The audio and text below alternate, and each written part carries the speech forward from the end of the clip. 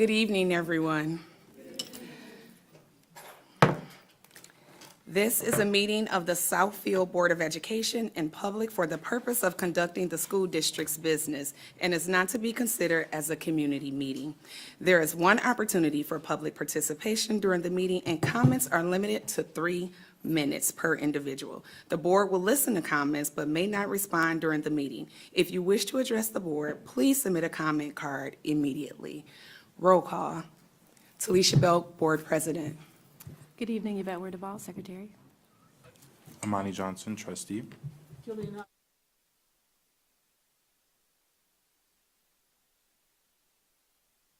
Chidi Naji, student representative. Paris Whitman, Student Board Representative. Jennifer Green, Superintendent. Taking minutes this evening is Ms. Carolyn Foster. Technical support is being provided by M1 Studios, and several members of our Executive District Network team are joining us in the audience. Thank you all. At this time, we'll have the Pledge of Allegiance, if you don't mind standing.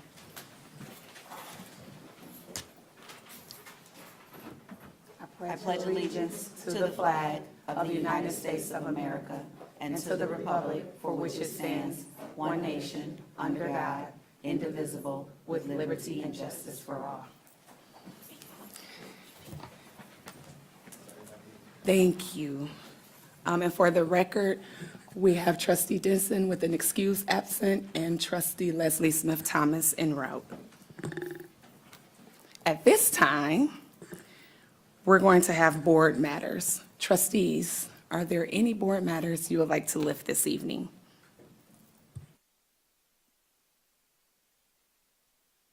Through the chair, I would like to say that I did attend the parent meeting with university parents where Mr. Jackson was present and Dr. Green did join to talk to the parents about the move and answer any questions that were posed. The meeting flowed smoothly. The questions were asked and answered appropriately.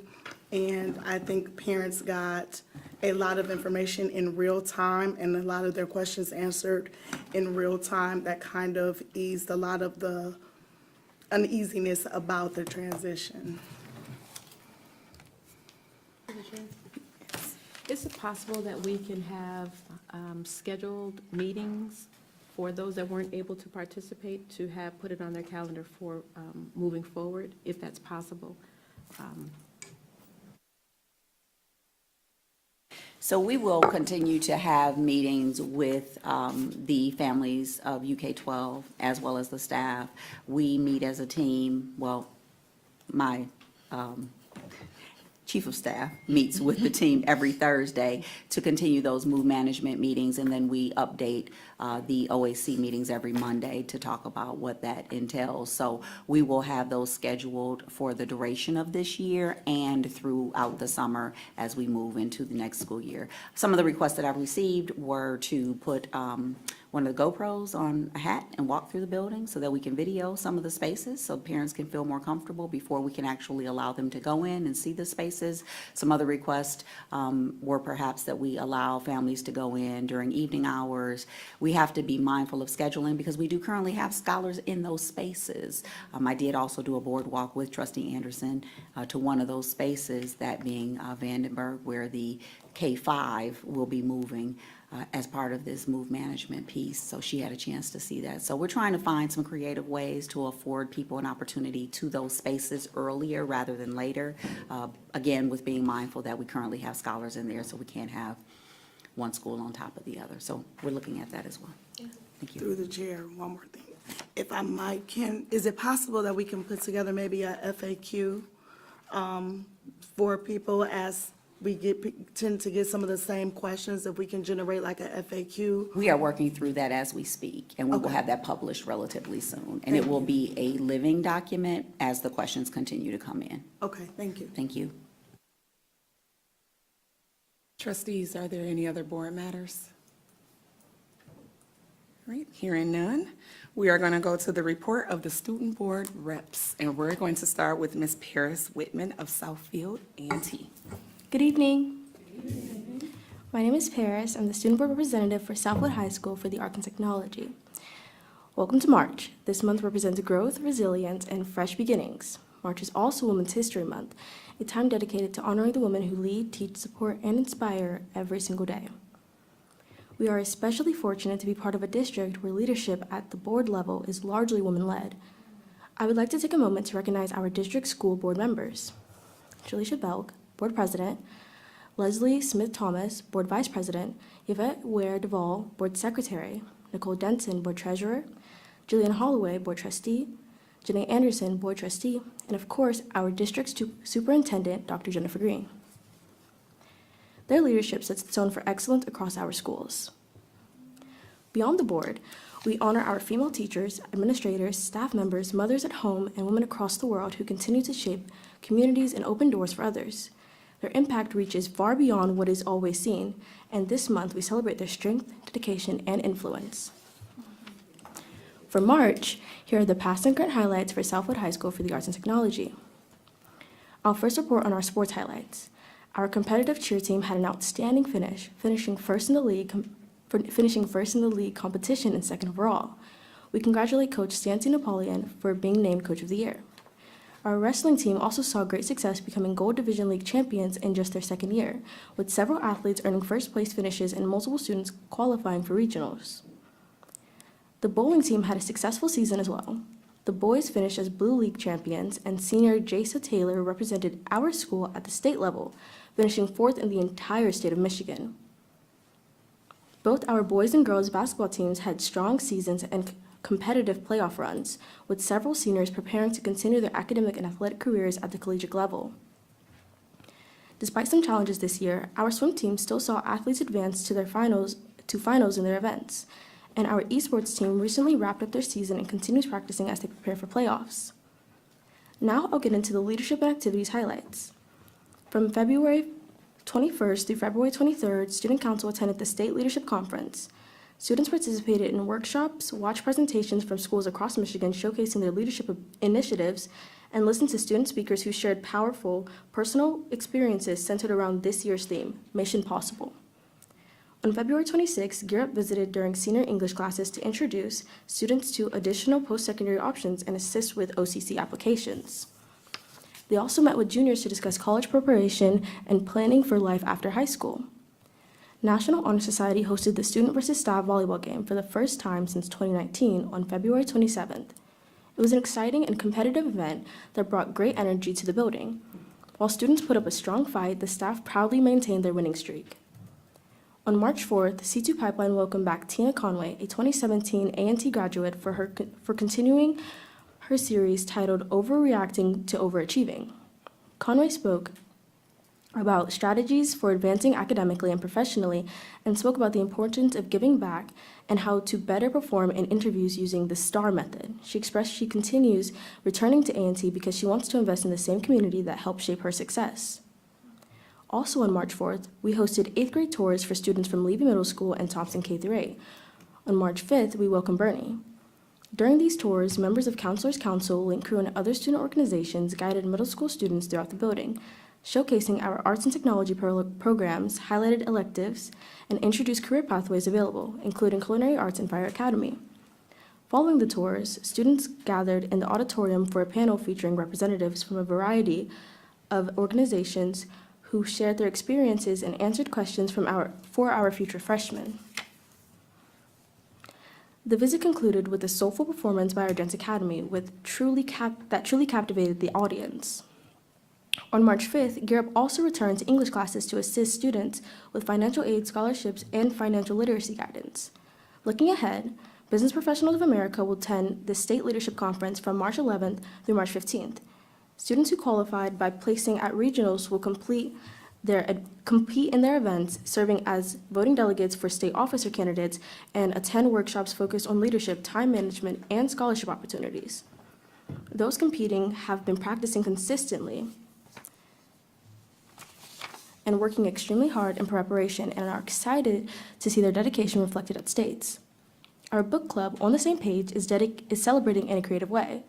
As this month is National Reading Month, they are hosting a book summary writing competition called the Summary Summit. Students will submit summaries of books they've read, and the best entries will earn prizes. Let me now tell you about the academic highlights. Progress reports were released on March 3rd. These reports serve as an important checkpoint for students to evaluate their progress, identifying areas for improvement and finishing the quarter strong. It is a reminder that while we celebrate achievements, we also continue striving. Overall, March has already been filled with leadership, competition, and celebration as well as preparation. It feels fitting that a month dedicated to honoring strength and resilience has already reflected so much of both within our school community. As we continue through March, let us carry forward the spirit of growth and leadership that defines both this month and our district. Thank you, and I look forward to sharing more next month. Go Warriors!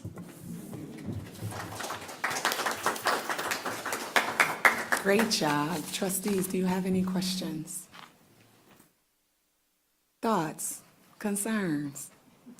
She did such an amazing job. Thank you so much, Ms. Sullivan. Now we're going to move to Mr. Chidi from University K-12 Academy. Wake 'em up, Chidi. All right. Hello. Alice Ball, Margaret Collins, and Jewel Palmer Club. What do all these people have in common? They're women. However, they're also something else. They're all incredible contributors to STEM. As we move from Black History Month to Women's History Month, it is important to remember the people who lived every day as a combination of these two. We all have a lot of brilliant students in our districts. It's absolutely necessary for us to make sure our kids know they can achieve anything they decide to do. The best way to do this is by teaching our history. At least my two think so. Our Black Excellence program was filled with dancing, acting, poetry, singing, fashion, entrepreneurship, hairstyles, and beautiful artwork. Our staff and scholars showed us all the true meaning of excellence while making their mark in our illustrious history. A big thank you to Miss Barrett, Miss Pope, and Miss Marsh for planning and organizing another year of an absolutely phenomenal program that continues to uplift, inspire, and celebrate the brilliance within our school community. Also an example of Women's History Month. That wasn't the only way students learned, however. In Ms. Barrett's class, a beautiful day of science, technology, engineering, arts, maths, medicine, innovation. Then there was digging with the African-Americans class, going to the DIA. As one of the students who went, even though I don't know much about art, learning about the Harlem Renaissance and how a simple chair can teach you about history was amazing. After the trip, in a later class, students made a poem with the people at their table to talk about where they're from, one of which by Timothy, Sanjay, Remington, and Evan reads, "My origins are from afar. Miles across the deep blue, follow the North Star, and you'll discover something you never knew. Where the winds blow hot, where the climate never changes, animals with stripes and spots, savanna deserts and mountain ranges. A country full of culture, hosts flying higher than vultures, dancing, singing, and celebration, days of a story like the book of Revelations." While learning is beautiful, at least I think so, I think for a person to truly understand the difficulty of a task, they need to actually experiment with STEM. Our elementary scholars experimented with strawberries, which helped in expanding their imagination and creativity. The task was to build a roller coaster using strawberries, as the scholars learned how to use them as connectors, hinges, constraint hinges, angles, branches, etc. If you didn't know, I was struggling with some of those words. I'm not a mechanic. District is also aware of the importance of hands-on experience. As Ms. Perez previously stated, we hosted the district science fair. In the K2 category, I would like to say congratulations to Tiffany, an outstanding second grade scholar in Ms. Chow's class, for winning second place in the district science fair. Tiffany produced a project focused on a battery-powered fan. Her question was, what type of battery makes the fan spin faster? Way to go, Tiffany. We are so proud of you. But that's not all. We at University K-12 are extremely proud of our first place winner in the 3rd to 5th grade category, Joseph. Joseph compared the effectiveness of different cleaning products and bacteria. In the middle school category, Miss Ite first and third I was tied for second place, and the 9 to 12 category, Doyen, Camille, and Micah placed third, who compared the temperature of water from different parts of the building. We are proud of all of you. Our school believes in making our school our second home. Our second grade scholars in Miss Charles' class enjoyed having the opportunity to come to school in their comfy pajamas. Can I not put a picture of that? Comfy pajamas. I have consistently said that people should be celebrated for their accomplishments, so I would like to congratulate some people who go above and beyond. People like Paris and Nevaeh, who are currently heading the podcasting department of the school. So watch out for that on the YouTube channel. And then we have Mackenzie, whose soccer team went undefeated last summer. I'm not that good at sports. But last but not least, Jacob, who while being a third grader in a new school managed to stand out with his ability to make everyone feel welcome. We as chargers believe in charging right into the future, but as you know, charging into tears is dangerous without a plan. Our current plans with the Parent-Teacher Conference this Thursday, so check out your kids. The U will be doing state and district testing throughout April. Most notable is SAT and PSAT along with iReady and MSTEP. They better be studying. AP testing will happen in the first and second weeks of May. I don't like that one. Anyways, thank you.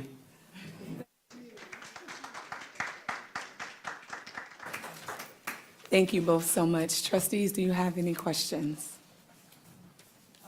Yeah, I'd like to thank both of you for acknowledging the Women's Month and acknowledging us. Thank you very much. Anyone else?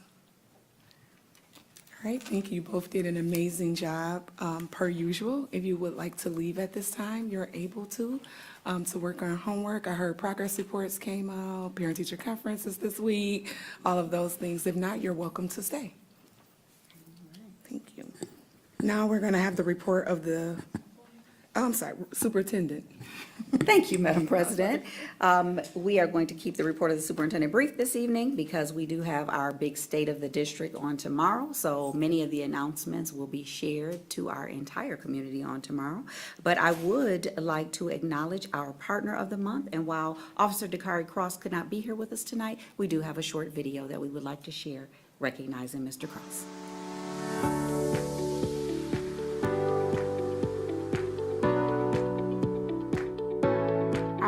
Greetings. I am Ms. Portia Eubanks, the proud principal of Thompson K-8 International Academy. I am honored to nominate Security Guard Dakari Cross for Partner of the Month. Officer Cross came to Thompson last school year a bit nervous and understandably a little shy because he was entering a new learning community. However, this school year, we have seen a tremendous change in Officer Cross. He steps in whenever he is needed. He greets our scholars at arrival and dismissal, and he also assists at after-school events. Officer Cross is willing to lend a helping hand no matter what is needed of him. We appreciate Officer Cross here at Thompson K-8. And so, Mr. Cross, congratulations on behalf of our school community. Continue the good work, and we appreciate you. Thank you. Mr. Cross, I've heard a lot about you, Mr. Cross. All positive things. That's good to know. No less than 10 people nominated you for the Partner of the Month, so I'm actually here to surprise you That's and good. Congratulate you on being the Partner of the Month. Thank you. I appreciate No, it. thank you. So thanks to Principal Eubanks, Assistant Principal Ector, and you. all of the staff that nominated you. I Great appreciate it. job. Thank you.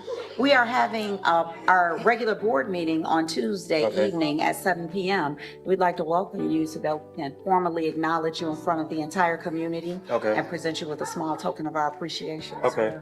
I like that. All right, Appreciate we'll it. see you then. All right, congratulations, everybody. Give everybody a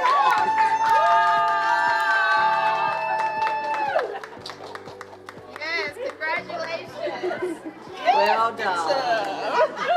And while he could not be here this evening, we will ensure that his token of appreciation and his certificate do My get name's to him at LaDonna Thompson Gillum. Martin My Law son Office. Braden Gillum goes to university, K-12. Thank you. All right, thank you. And I think that Chidi stole a little bit of our thunder with the Employee of the Month because he already started talking about the amazing woman's history and the amazing science teacher over at the University K through 12 Academy, and that is Miss Stacy Barrett. Please.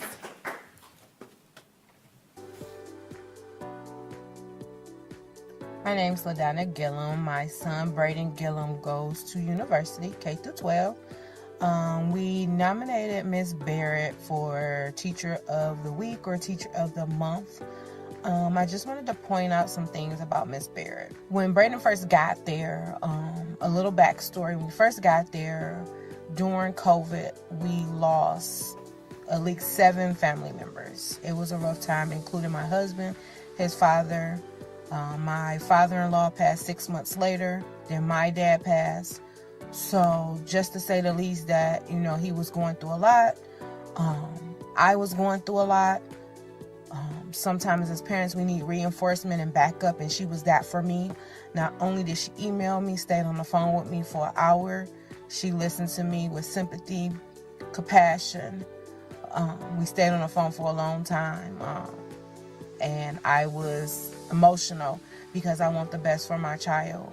And I could see that her interest was the same. She wanted the best for him as well and wanted him to do well in her class. She deserves this. If nobody else does, she does. So Ms. Barrett, thank you for being that extra ear, that extra set of eyes. Thank you for the compassion that you showed me and Brayden during our time of chaotic life. And I just think that you should be recognized not only today, but every day. Oh, good to see you. Hi, Miss Muriel. How are you? I am well. Looking good. What's up? Welcome back. I was just watching Cheeto. I'm always in her classrooms, and she's like, "What's up today?" Good to see you. Thank you for being amazing. Thank you for being the employee of the month. Oh, my God. That's so awesome.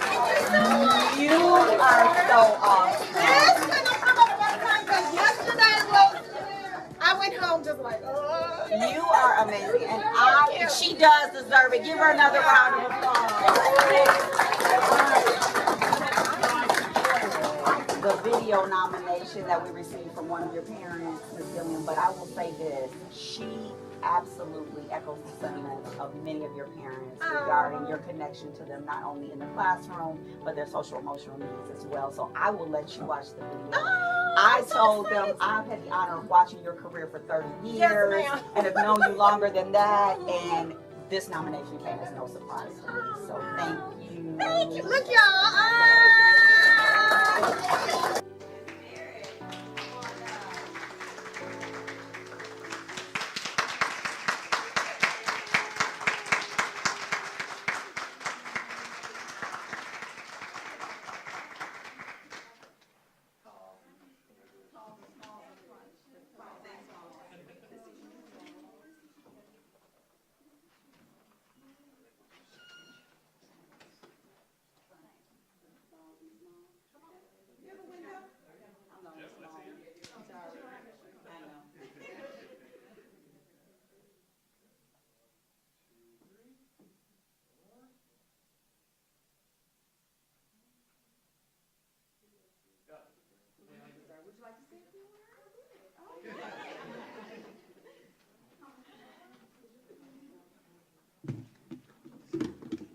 This is, oh, okay, gotcha.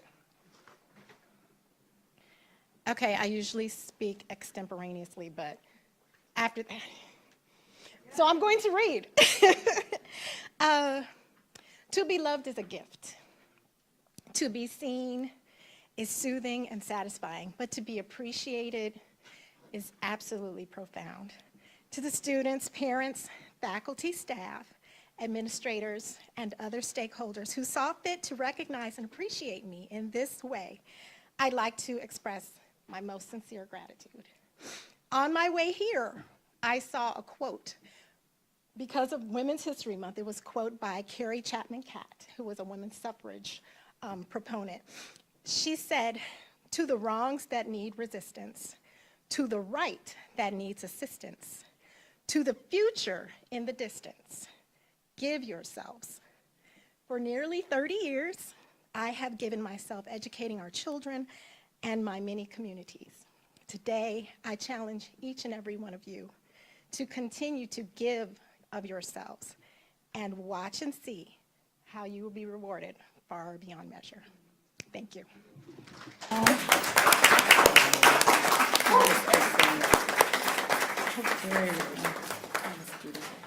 One of the many, many reasons that she deserved this honor.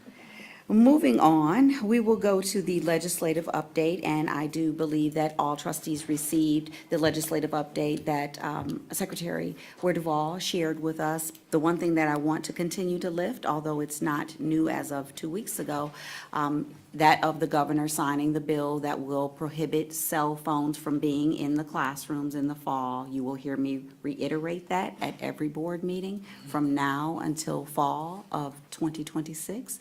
It will go into place 2026, 2027. We actually have a current board policy that states that they should not be in the classrooms, but they should only be used during hallway or hall passing time and during common space. But this is now law, therefore the law supersedes board policy and it will be enacted at a stronger level. So I want to continue to reiterate, you have to hear something 9 times, practice it 20 times before it becomes a habit. So you will hear it ad nauseum between now and then, because I don't want any of our parents and more importantly our scholars to say that they were unaware come fall of next school year. Moving right along, we will go into our staffing update presentation.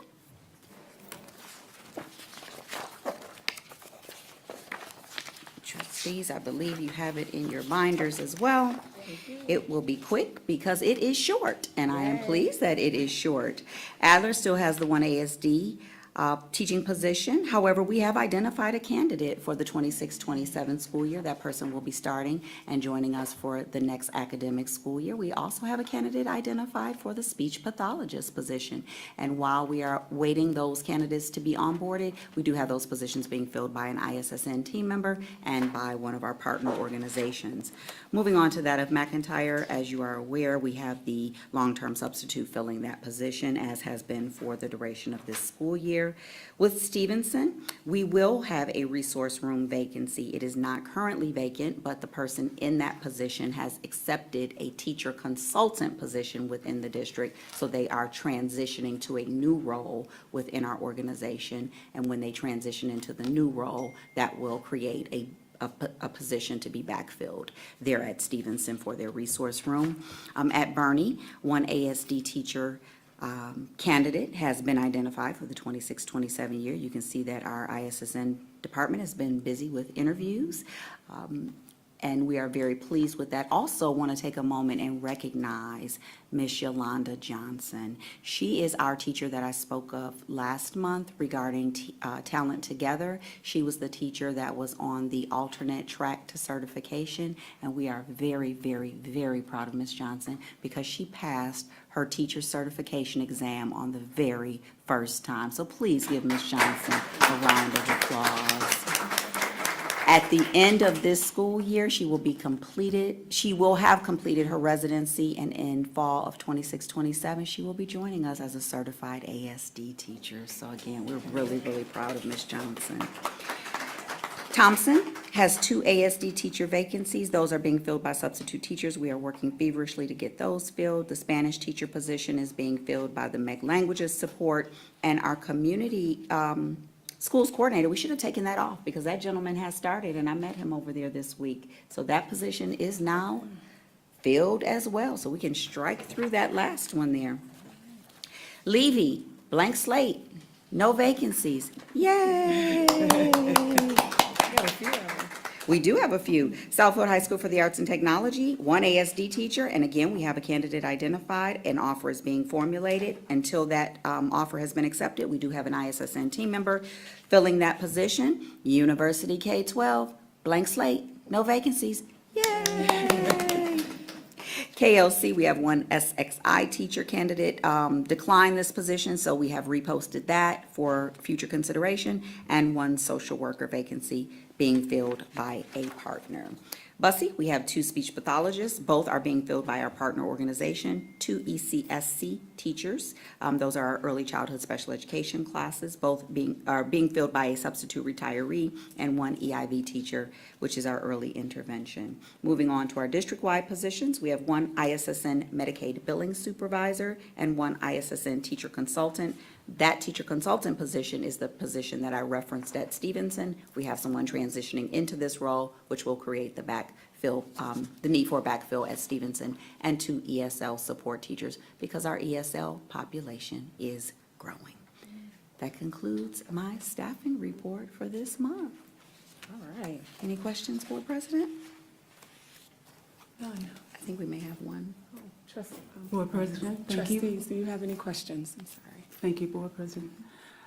Dr. Green, the speech pathologist, Are they full-time in at Bussey and, was it Bussey and Adler? So we have speech pathologists are district-wide positions, and they are assigned to respective buildings based on their caseload.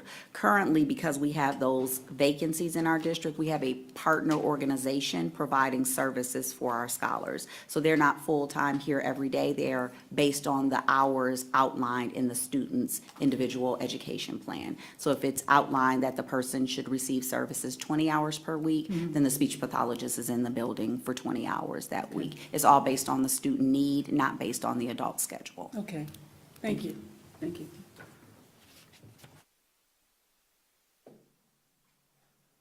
Thank you, Board President. Next, that was perfect lead in to our Bussey Director, Dr. Ursula Kelly-Wash.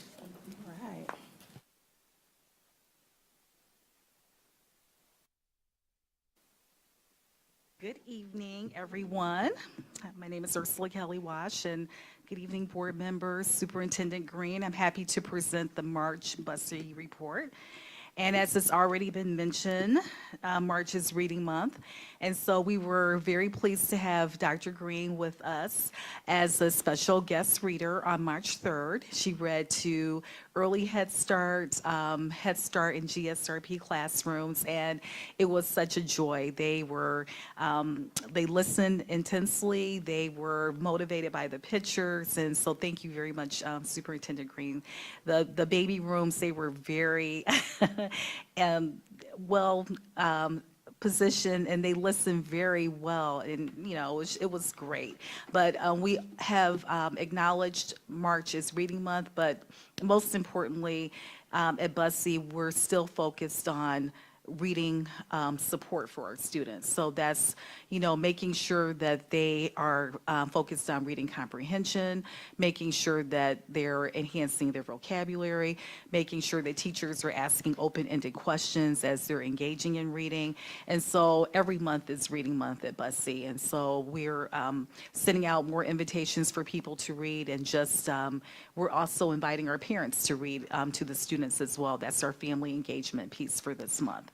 So once again, thank you. Okay, so for the director's report, once again, we'll go over enrollment, our average daily attendance, the monitoring report for our child find form, education, health and safety, and family engagement. So for our enrollment, we are currently filled for early Head Start. Both classrooms are 8 students each, so 16 with a waiting list. For Head Start, we're continuously enrolling students, and so we have just actually, it's really 10 vacancies, but we have right now at this report is 82 slots. And then for GSRP, we are actually focused more on enrolling for next year. So currently we have an URSIA manager, which is wonderful, and she is transitioning those Head Start students to GSRP as we speak. So they're focusing on enrollment, and we're trying to make sure that she's going out, our URSIA manager, to our elementary schools, and so that talking about Bussey and all of the wonderful learning opportunities. So we're still focused on enrollment. That's our main goal. Okay, next, for our average daily attendance for February, for early Head Start, 84%, for Head Start, 83%, for our blended classrooms, Head Start/GSRP, 82%, and GSRP, 83%. And that's, of course, with some of our illnesses, wintertime illnesses, we're still averaging pretty well with our average daily attendance. But also making sure that parents are very attentive to their scholars' needs, and that if they need to stay at home, they will stay at home. So for our CACFP, it's a little low for February because we were out, of course, for that 1 week. But for breakfast, for students, 966 servings, adults, 246. For our AM snack, 149 students were fed, and then for adults, 52. For lunch, students 867, adults 202. And then for our snack, students 812 servings, and for adults 187.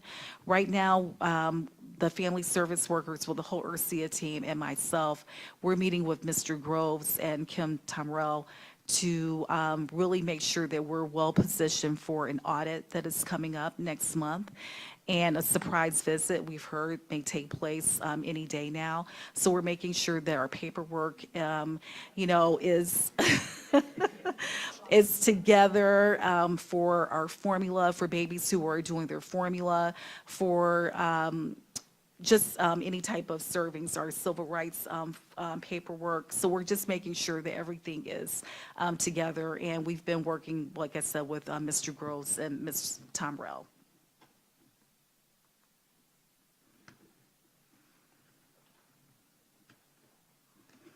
Okay.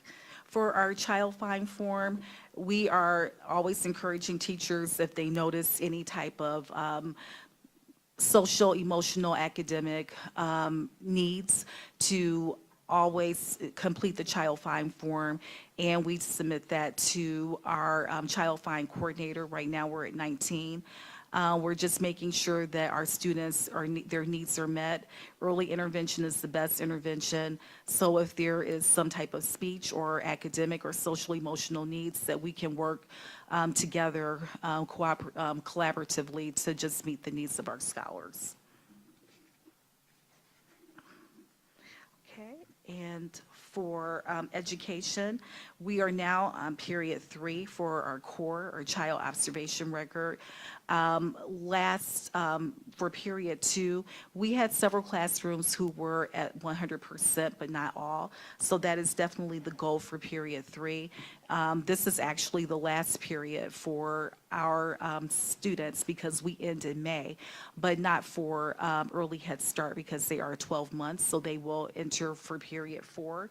But it's always just making sure that our teachers are doing observations based on KDIs and writing their anecdotal notes, which they enter. And so that creates our progress reports as well. We were fortunate to send 5 teachers to the MyAC conference in Grand Rapids. And so they were able to learn about early childhood, all things early childhood, as far as reading, writing, social emotional awareness. And so it was great that they were able to participate. And we actually had one teacher participate as a presenter, which was great. Tomorrow is our professional learning day. We are doing CPI training, crisis prevention intervention, which is great. It will help our teachers better meet the needs of students in a respectful and a collaborative way, and to make sure that we're able to de-escalate any type of behaviors that may be presented in some form or fashion. And then we're also going to have a mindfulness session prior to that, because that is a heavy topic. And it's actually a 2-part session. The second session will be March 22nd. And we always do our educators, empowering educators. We're on our 2nd round now. And then we've also encouraged teachers to, when they present, to have a handout. So that way we can create something that teachers can go back and reference. And like I said, the weekly staff newsletter, it always has tips and different ideas for all things early childhood education. This week we focused on enrollment because that's what we're trying to make sure that our early Head Start students, they're transitioning to Head Start, they're transitioning to GSRP. And I've also been encouraging students with the Discovery program to make sure that our GSRP students are well positioned to transition to the elementary schools and start with the summer program too. Okay, our Black History program was very well attended. We had 100, like I think it was 125 parents in attendance. It was really great. I mean, the students, so impressive with their command to, share information about what they were focused on, whether it was the arts, sports, politics, and their confidence for presenting in front of their family members. It was just amazing. So I'm very happy that the teachers were able to work with our scholars and just gain confidence. And really, parents were just asking, like, when's the next performance? And so hopefully we can maybe work and do something for spring. But I was very impressed and proud with the way our teachers were able to work with our scholars. And like I said, for family engagement for this month, our parents are actually in the classrooms reading to our scholars for March's Reading Month. And it's so inspiring to hear how a lot of the children, they're so excited that their fathers and, their parents are actually reading. And so hopefully that's something that they'll carry on as they, go through elementary and even middle school. It's always great to have your parents represent and be present during your educational experiences. So, and in kind, we're increasing. We're at $133,816.63. It may even be a little bit more at this time. And Ms. Rogers and I, we're trying to look at a digital way. We actually were going to do like a little, I guess, like a briefing, just something that we can do so parents can just on their phone, they can easily report in kind, and then we'll get it, and it'll provide some reports and easy data. So it's not so laborious and just for the data entry. So we're working on that. And that's it. Are there any questions? Board President, before we entertain questions, I did want to comment on something Dr. Kelly Wash mentioned regarding the rising kinders and maintaining that vertical transition to our district as kindergartners. So with our summer discovery program as of this evening, our very own Summer Caldwell Carruthers texted me the update and stated that we have 19 scholars that are rising kindergartners that will be in our summer program thus far. And we just opened the window to register as of last week, so that's 19 additional kindergartners that we will have in our district coming from Bussy. So thank you for that. Thank you. I've been sending it out via Canbu, and so that's our platform for contacting our parents. And so they're very responsive and very appreciative of the summer program as well. Mm-hmm. Chair? Board President, Mayor. Dr. Walsh, the food program, the students, or the young students, the ones with dietary restrictions, how can you tell the viewing audience how they're accommodated? Well, they are accommodated. For those who have any type of dietary restrictions, number one, it has to be medically documented. And once we receive that type of information, like I said, working with Mr. Groves and Kim Tomrell, we have forms that now parents have to fill out. Of course, it needs to be accompanied by the medical documentation, and that will be on file now. And so everything is a growing process. We're learning more each day, even with our formula. As far as like making sure that we have on record how the formula is being supported by the parents and how we have to document that every day. But it's a learning progress. But yes, that is how it has, everything that we do has to be medically documented, because we are really not allowed to have outside food at Bussy unless the scholar has some type of medical documentation supporting that. And so that's what we do, except for the milk. If the district substitution is the soy milk, and if they need that, the parents just need to sign that. It doesn't really need the medical documentation. It's the food. Mm-hmm. Through the chair. You're welcome. Yes. Dr. Kelly Wash, Yes. thank you so much to you and your team and Dr. Green and her team as well to see the movement and the sustainability that you now are showing through the different programs that you offer. It's really good to see enrollment numbers are up. And I'm glad to hear, Dr. Green, that we now are building a bridge to make sure that our scholars stay in the district. So thank you for all of your work Thank you. I appreciate and everyone. changing the culture.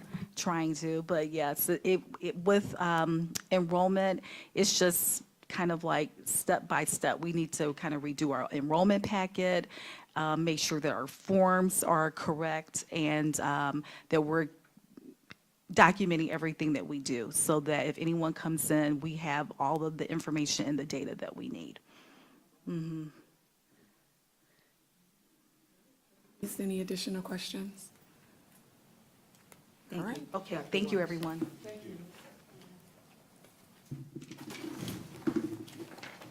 that conclude her report? That concludes the report of the superintendent. Thank you. For the record, I want to, I was going to say announce Leslie Smith Thomas at 7:42. All right. Public participation. If you wish to address the board regarding a school-related issue that has not yet been resolved by school administration, please submit a comment card immediately. Comments are limited to 3 minutes per individual. As a matter of fairness, speakers with complaints against individuals are asked not to mention any persons by name. Complaints concerning employees pursuant to Board Policy 9130 should be brought to the attention of the school principals or other administrators before coming to the Board of Education. Your cooperation is appreciated. Ms. Marie Banks, please.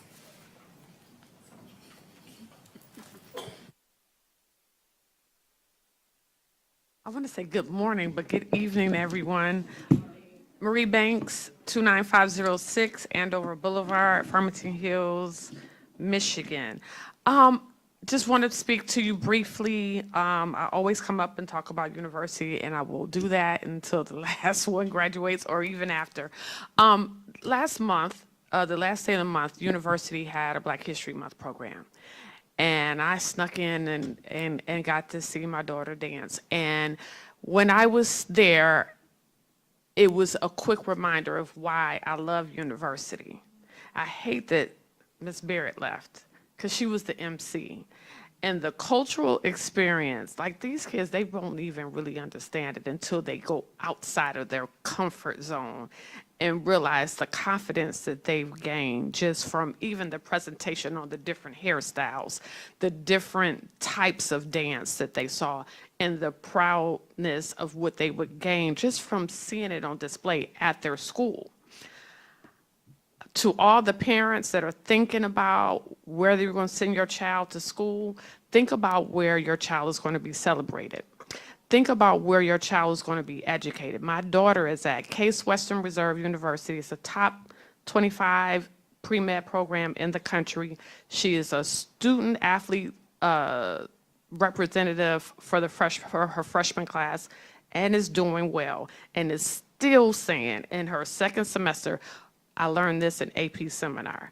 I learned this in AP calculus. So what I'm saying to you all, that as we transition to our new building, to our new facilities, that we stay as a community. Our admin has been communicating. That meeting that was lifted up, that was a monthly meeting that our admin has every month. And she invited James Jackson to come and the superintendent to come to that meeting. They're working very hard. This month, we're having a university campus night where it's open to all university families, people who are interested in university. You all need to come out and see what we have before somebody else comes in and we won't even recognize the school in 5 years. And so as we are really trying to maintain or even increase our enrollment, let's put our resources in our academics, in our sports, in our arts, and even maintain it while we're in the temporary. We have to. If that costs us more money, let's step out on faith. The budget might not be balanced, but we got to spend it to keep it. I know it's tough, but we got to do it. Thank you to everybody. Thank you.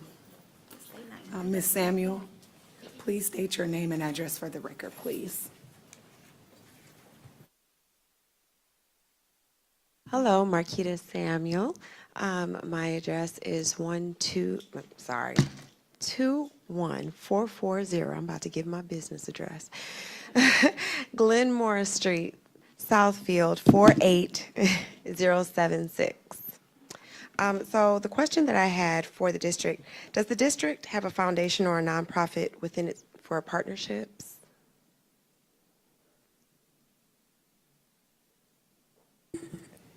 Board President, if I may, not to address public participation because our board policy prohibits us from addressing public participation in real time. However, our Chief of Staff is in the audience, and I'm sure that he will be more than happy to speak to you regarding the reestablishment of the district's foundation in real time. I appreciate it. Thank you. Thank you, Superintendent, for not responding We to have one that. more that just Oh, we came have through. one more? Okay. Ms. Red, if you can please state your name and address for the record, please.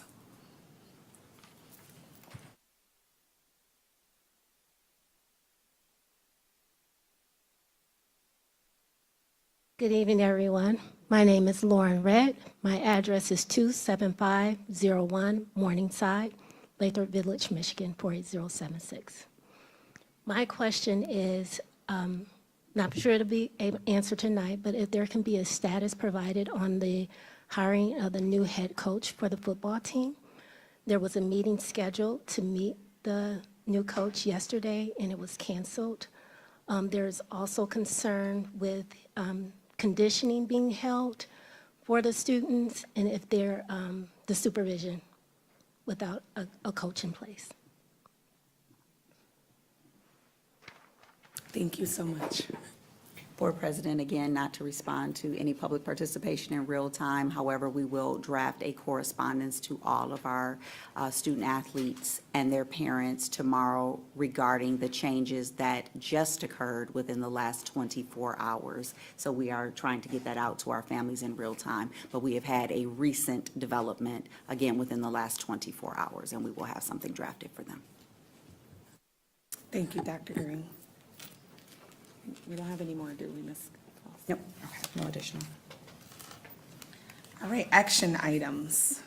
Trustees, is there a motion to approve our minutes from January 27th from our special board meeting and study session, as well as the minutes from our special board meeting and closed session? So moved. Support. It has been moved and supported. Questions? Hearing none, Board Secretary, would you please call for the vote? Trustee Smith Thomas? Yes. Myself, yes. Trustee Johnson? Yes. Trustee Bell? Yes. Trustee Anderson? Yes. Trustee Holloway? Yes. Unanimous. Motion carried. Information items. Thank you, Board President. The first information item, trustees, will be tabled. We learned some new information regarding the A&T fire suppression line testing, more specifically the fire hydrant replacement portion of it. So we are going to have to table that until the next study session or the very next meeting that we have. So we will bring that back before you in 2 weeks. Moving along, we do have joining us this evening that of Ms. Kelly with an I, Ferguson, representing Barney Mallow. She's going to speak to us regarding 6457, 6458, 6459, and 6460, all of which are site updates at Bernie and Thompson. The hard tile recommendation after going out for RFP, the site upgrades at Thompson, the Levy site upgrades, and the Bernie site upgrades. So 3 different site upgrades, and 1 is a hard tile recommendation, of which I believe the lowest bidder is being recommended in all 4 categories. That is correct. Good evening, everybody. Welcome, welcome. Hi. I'm just here once again to ask for board approval to move forward with the recommended low bidders for these 4 bid categories, beginning with the Bernie K8 hard tile package. As you guys currently know, we are under construction at Bernie. It's actually looking really good. I was here today and it's so beautiful. This hard tile is ceramic tile, which will go in a lot of different places, the gymnasiums, the restrooms, and it's just gonna make you guys feel like $1 million. Our low bidder actually, It does not cost $1 million. Our low bidder actually came in under the estimate, so that's really good for us. So we are asking for approval for that. And as Dr. Green mentioned, the next 3 are for Thompson, Levy, and Bernie site upgrades. What these site upgrades do are similar to what we're going to be doing at Adler this summer, is they're going to help replace some of the parking lots, so that way you'll have a nice smooth paved parking lot, but most importantly, you also have proper drainage. So I know I was at Bernie today, and just driving around, I think some people were going to go and practice on the baseball field, a club or some sort, and you could see a little bit of the ponding of the water, so we want to get that nice and cleaned up, so that when you guys come back to school in the fall, everything is A-OK. And as she mentioned, all 3 of those low bidders were the ones that we are recommending. Are there any questions?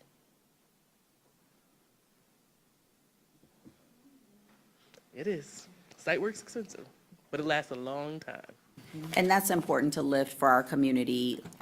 People don't see site work. They see the beautiful buildings, but the site work is the equivalent of no longer having potholes when we're driving across the parking lots, and or not having the ponds in the parking lot from the water settling, which can then cause foundational issues on our campuses as well. So all of this is extremely important relative to the projects that we have and that were approved in the 2022 bond package.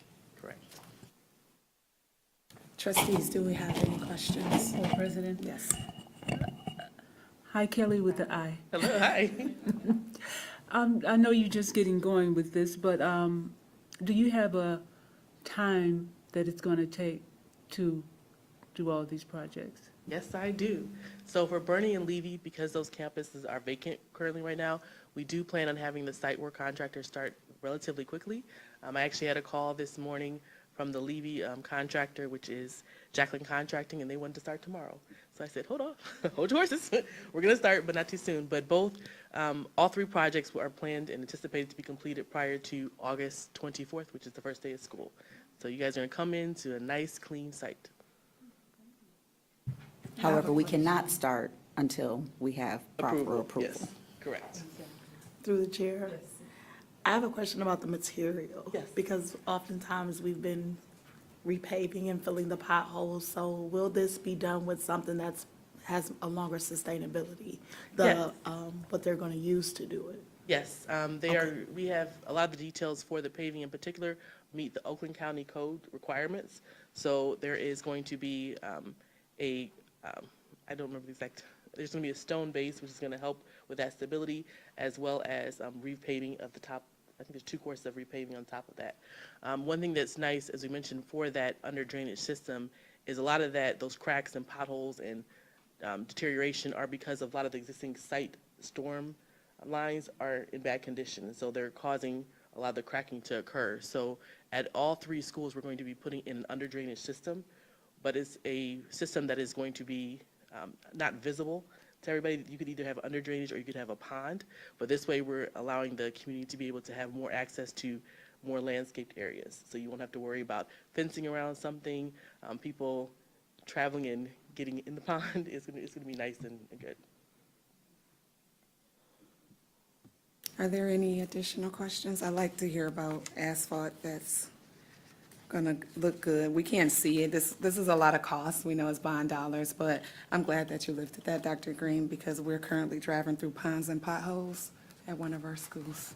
Lots of ponds and potholes. We are working to get those filled as we speak. Yeah. Some of them, yes, some of those potholes were filled earlier this week. We started filling those on Monday. Different campus, not the 3 that you're referencing. Thank you. Okay. Parents, please stay off the sidewalks.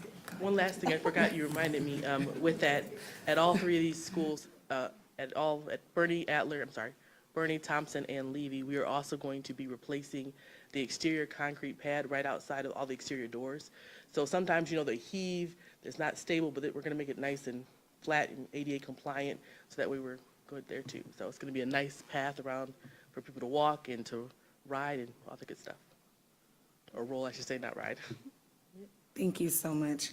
Dr. Green, are you asking for these items to be actionable? It sounds If it's like the they're ready wish to of the work. board, the teams are ready to work, and we would like to take advantage of getting them on site as soon as possible.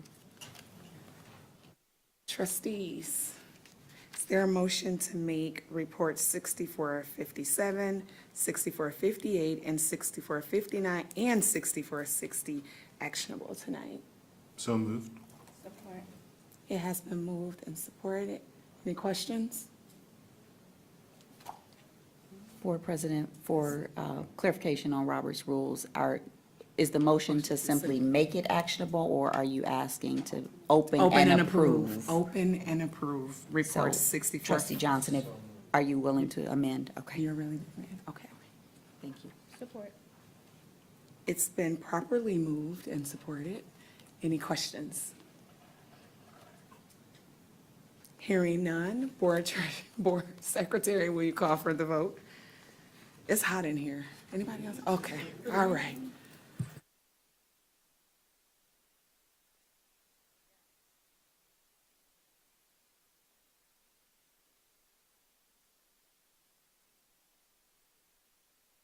Motion carried.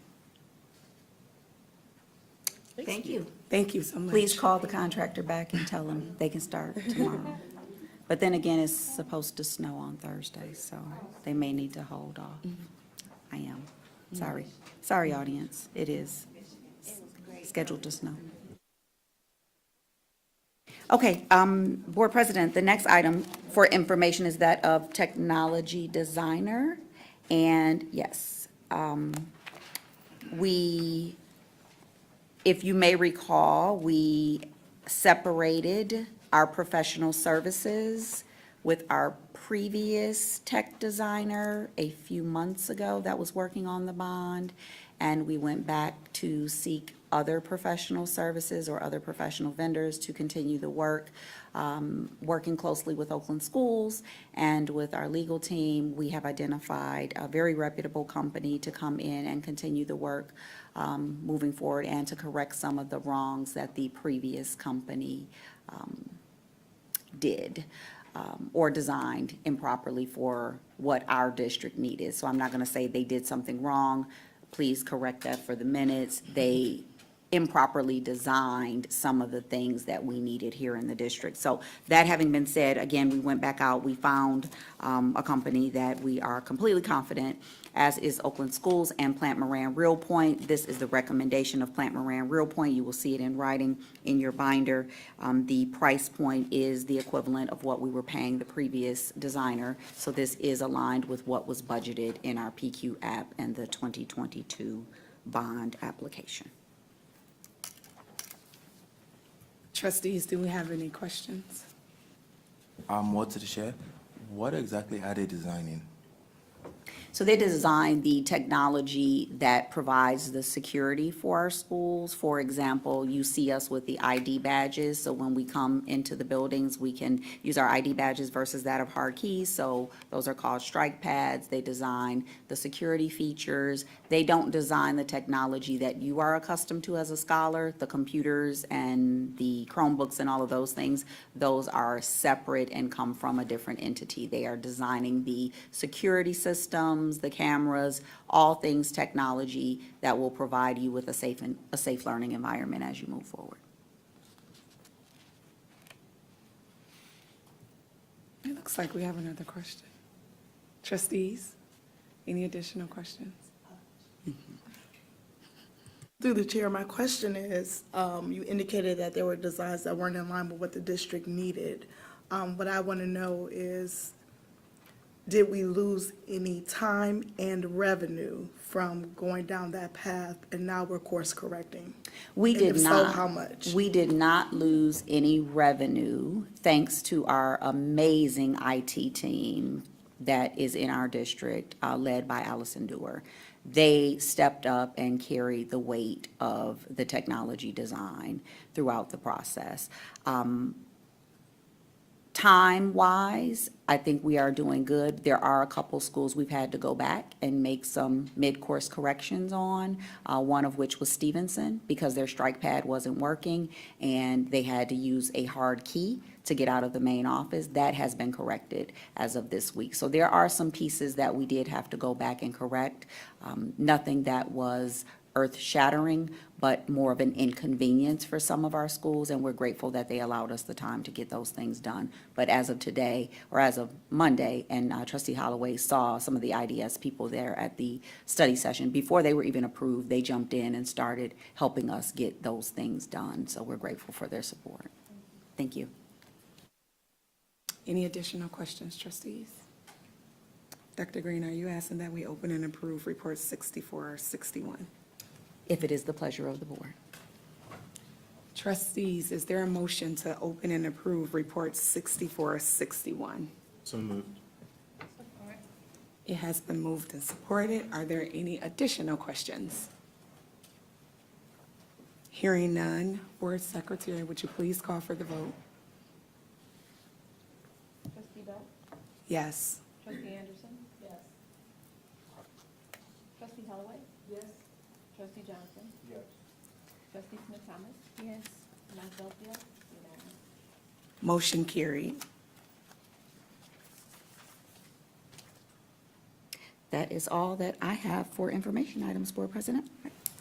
Thank you, Superintendent Green. We are going to move on to our financial report and monthly bill disbursement. Trustees, we all received those. We had not received any questions regarding the monthly bill disbursement or financial report. Are there any questions? Okay. Great, moving on. For the good of the order, I will start with first saying being careful of opening emails these days and clicking on links. Just a reminder to be very, very, very careful. I also wanted to say thank you to the board members. I have noticed Ms. Foster is really busy scheduling people for March, for Reading Month. So our board has been out at the different schools. We still have time, don't get mad. Every school, we're coming around.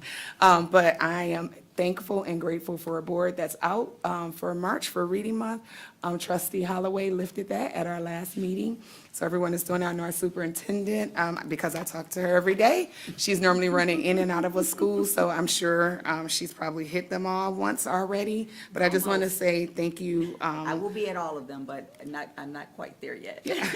So I just wanted to say thank you to the board and the staff that's going around reading because it is important.